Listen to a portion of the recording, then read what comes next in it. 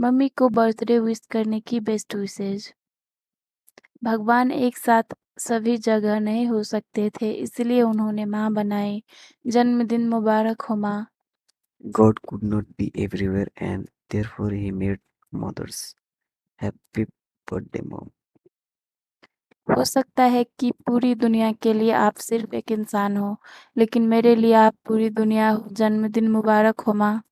To the world, you may be one person, but to me, you are the whole world. Happy birthday, mom. प्यारी माँ, मुझे आपसे आज भी प्यार है और हमेशा रहेगा।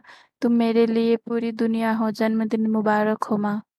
Dear mom, I love you today, tomorrow, and always. You mean the world to me. Happy birthday, mom.